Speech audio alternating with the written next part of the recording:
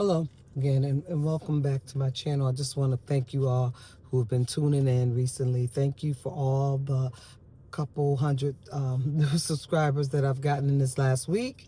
And thank you for sharing your comments on my videos, which I appreciate, which that lets me know that you are watching it and not just clicking the like. Okay, so what I have to say is going to offend some people, but I want you to hold on and hear me out because it makes no sense. So today I'm minding my business and I'm shopping in Ollie's, which is a replica of like Big Lots and Job Lot, Ocean State Job Lot put together in one big conglomerate store, right? Nice store. Everything in there is good prices. It's closeout items. So if you see something in there that you think you like, you go ahead. It behooves you to go ahead and just buy it right now. Don't say I'm going to come back and get it. Just get what you see and keep moving. So I'm walking around the store and I'm probably, I have time today. So I'm in every aisle just kind of scoping stuff out.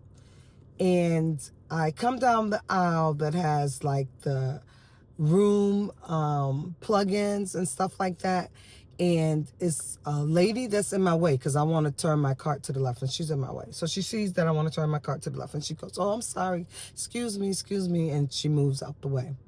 That's not the problem.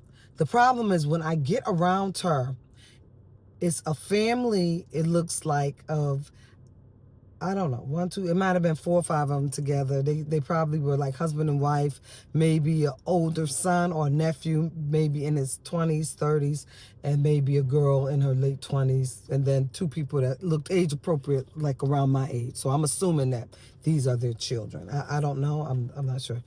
But when I walked around that corner, and I kid you not, the smell of funk and piss almost knocked me over. Now, stay with me for a minute. Stay with me for 1 minute because it makes no sense. It makes no sense. You are in Ollie's that sells deodorant and soap.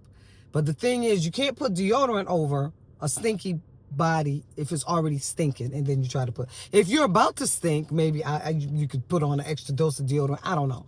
But all I know is that smell was pungent, and I had to hold my breath to get my carriage around them, and it made me so mad that I just checked out and left because it just didn't make any sense. So my point is, you have to take a shower or wash off at least once a day.